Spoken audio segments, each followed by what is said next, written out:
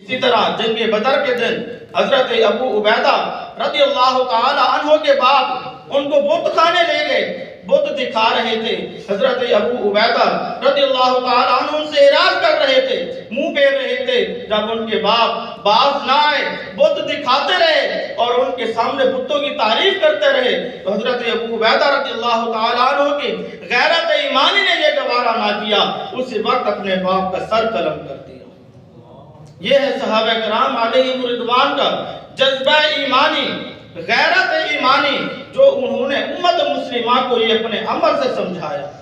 امت مسلمہ پر بھی یہ لازم اور ضروری ہے کہ امت مسلمہ بھی اس چیز پر غور و فکر کرے کہ ہمیں ہونا کہاں چاہیے تھا، آج ہم کھڑے کہاں ہیں۔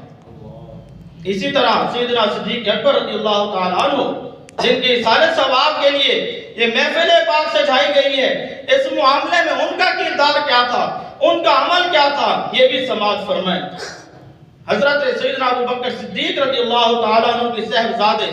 حضرت سیدنا عبد الرحمن رضی اللہ تعالیٰ عنہ، اسلام لانے سے پہلے کہ یہ بات ہو رہی ہے، جنگ بدر کی بات ہو رہی ہے، اس وقت آپ کے صاحبزادے ایمان نہیں لائے تھے، تو جنگ کی بات ہو رہی ہے، تو صاحبزادہ اپنے باپ کو سیدنا صدیق اکبر رضی اللہ تعالیٰ عنہ سے کہتا ہے کہ اے ابا جان، جنگ بدر کے دن ایک موقع ایسا آیا کہ آپ میری تلوار کی ضد میں تھے،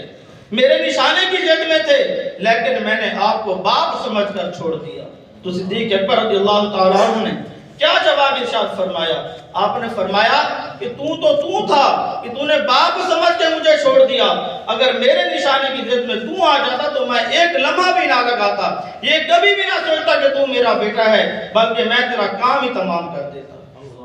یہ ہے غیرت ایمانی صحابہ کرام علیہم رضوان کی، کہ جو انہوں نے اپنے کردار سے ہمیں بتایا، ہمیں سمجھایا۔ اسی طرح صدیق اکبر رضی اللہ تعالیٰ عنہ کے والد محترم حضرت ابو قحافہ رضی اللہ تعالیٰ عنہ، اسلام لانے سے پہلے زمانہ کفر میں رسول اللہ صلی اللہ تعالیٰ علیہ وآلہ وسلم کی شان کے خلاف کوئی بات کہی تو صدیق اکبر رضی اللہ تعالیٰ عنہ نے وہیں پر اپنے باپ کو اس زور سے تھپڑ مارا وہ زمین پر گر پڑے۔ تو کسی نے کہا کہ آپ کچھ تو خیال کرتے، کچھ تو نرمی کرتے کہ آپ کے باپ تھے، تو صدیق اکبر رضی اللہ تعالیٰ نے فرمایا کہ کیسی نرمی کرتا، قسم ہے مجھے اس ذات کی کہ اگر میرے ہاتھ میں اس وقت تلوار ہوتی تو میں ان کا گلا بھی اتار دیتا، ان کا گلا بھی کاٹ دیتا۔ یہ ہے صدیق اکبر رضی اللہ تعالیٰ عنہ اور ان کا ایمان، کہ ایمان کے اندر کس قدر وہ اپنے آپ مضبوط کھڑے تھے ایمان کے اندر۔ اسی طرح سیدنا فاروق اعظم رضی اللہ تعالیٰ عنہ بھی فرماتے ہیں کہ جب رسول اللہ صلی اللہ تعالیٰ علیہ وسلم نے وفات پائی، وصال ظاہری فرمایا، تو اہل عرب مرتد ہو گئے اور انہوں نے زکوٰۃ دینے سے انکار کر دیا، بولے کہ ہم زکوٰۃ ادا نہیں کریں گے۔ تو صدیق اکبر رضی اللہ تعالیٰ عنہ نے اس وقت بھی ثابت قدمی دکھائی، دین کے اندر استقامت دکھائی،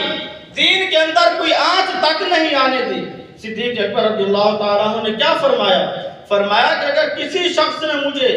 ایک رسی بھی نہ دی تو میں اس سے جہاد کروں گا، اس سے قتال کروں گا،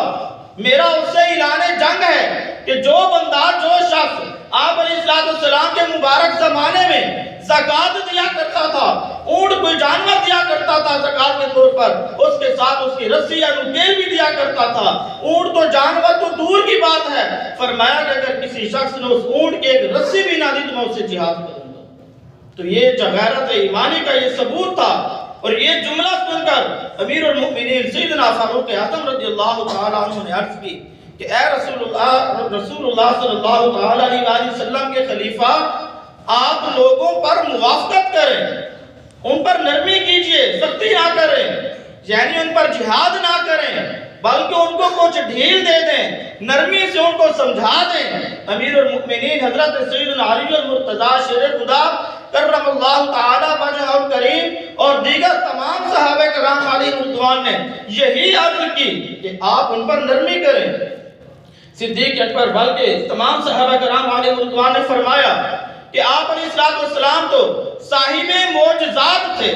آپ علیہ السلام صاحب معجزات تھے، آپ علیہ السلام نے 23 سال کے عرصہ میں احکام شریعہ کو نازل فرمایا، احکام شریعہ کو نافذ فرمایا، اور ہم ایک دم کیسے یہ کر سکتے ہیں؟ تو صدیق اکبر رضی اللہ تعالیٰ عنہ نے کسی کی کوئی پرواہ نہیں کی، کسی کی کوئی بات نہیں مانی، بلکہ ثابت قدم رہے۔ بلکہ سیدنا فاروق اعظم رضی اللہ تعالیٰ عنہ کو یہ جواب ارشاد فرمایا کہ اے عمر تمہیں کیا ہو گیا ہے؟ زمانہ جاہلیت میں اسلام لانے سے پہلے تو آپ بڑے سخت تھے، اور اسلام لانے کے بعد آپ نرم کیسے ہو گئے؟ یہ صدیق اکبر رضی اللہ تعالیٰ عنہ نے فاروق اعظم رضی اللہ تعالیٰ عنہ کو جواب ارشاد فرمایا۔ اس کے بعد فرمایا کہ وہی بند ہو چکی ہے، دین مکمل ہو چکا ہے، کیا دین میں اس طرح کمی کی جائے گی جبکہ میں زندہ ہوں؟ یعنی اپنے جیتے جی اسلام کے اندر کسی خانے کی کوئی گنجائش نہیں چھوڑوں گا،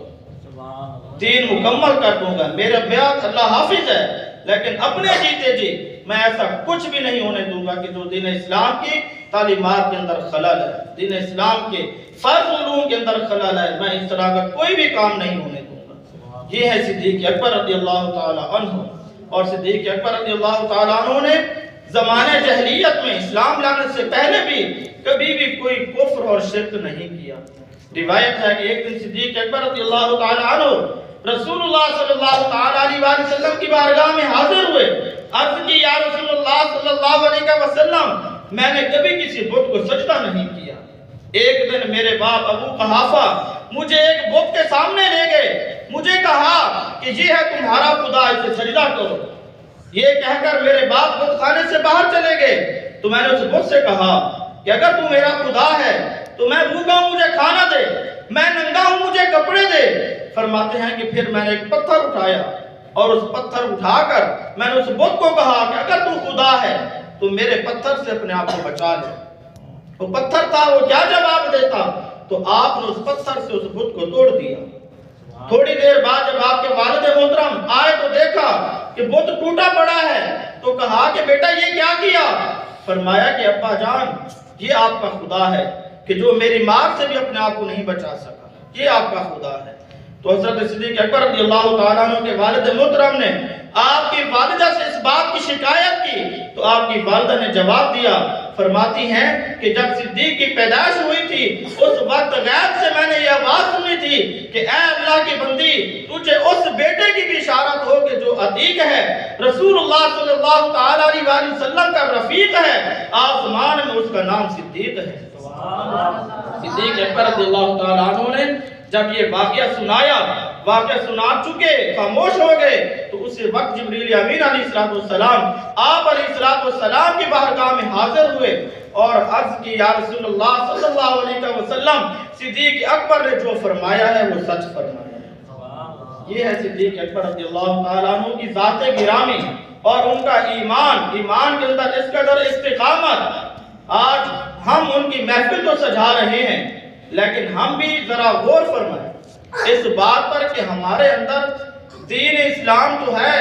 ہم اپنے آپ کو مسلمان تو کہلاتے ہیں، ایمان والے تو کہلاتے ہیں، کیا ہمارے اندر ایمان اس طرح کا موجود ہے؟ آج ہمارے سامنے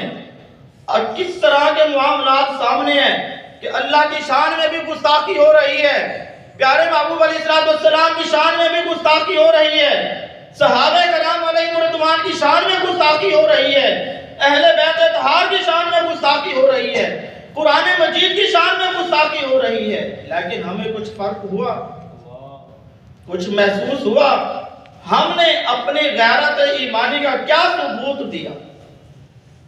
اتنا بھی ہم سے نہ ہو سکا کہ حدیث پاک ہے کہ جب تم کسی برائی کو دیکھو تو کوشش کرو اگر اس برائی کو ہاتھ سے ختم کر سکتے ہو تو ہاتھ سے ختم کرو، زبان سے ختم کر سکتے ہو تو زبان سے کرو، ورنہ دل کے تو برا جانو۔ ہم نے دل کے اندر کیا اس کو برا جانا؟ اتنا بھی ہمارے اندر ایمان کا جذبہ نہیں ہے، غیرت ایمانی بالکل ختم ہو چکی ہے۔ صدیق اکبر رضی اللہ تعالیٰ عنہ کا ایمان کیسا ایمان ہے کہ آپ علیہ السلام جن کے ایمان کے بارے میں خود فرمائیں کہ ترازو کے ایک پلڑے میں صدیق اکبر کے ایمان کے رکھ دو اور دوسرے پلڑے میں امت مسلمہ کے ایمان کو رکھ دو، صدیق اکبر کا ایمان والا پلڑا بھاری ہو جائے۔ یہ صدیق اکبر رضی اللہ تعالیٰ عنہ کا ایمان، اس صحابہ کرام علیہ رضوان کو ہم ماننے والے ہیں، اسی لیے تو آج ان کے سارے ثواب کے لیے، ان کی یاد کے لیے یہ محفل سجائی، ان کا کردار آپ کے سامنے پیش کیا۔ یہ مقصد کیا تھا؟ یہی تو مقصد ہے کہ ہم دین کے طالب علم ہیں، مدرسے میں تعلیم حاصل کر رہے ہیں، کم سے کم ہماری یہ ذمہ داری بنتی ہے، اور ہم کچھ نہیں کر سکتے اتنا تو کر لیں کہ اچھے طریقے سے دین کو سمجھ سکیں، دین کو پڑھ سکیں، دین کے احکامات کے مطابق زندگی گزار سکیں، تاکہ ہم صحیح طریقے سے پھر آگے لوگوں کو بھی دین کے معاملات سمجھا سکیں، بتا سکیں۔ کیا اس قدر اتنی بھی سے ہمارے اندر کوئی صلاحیت موجود ہے؟ اگر نہیں ہے تو پھر ہمیں اپنے آپ کو اس قابل بنانا پڑے گا، اس طرح تیار کرنا پڑے گا کہ ہم صدیق اکبر رضی اللہ تعالیٰ عنہ کے راستے پر چلتے ہوئے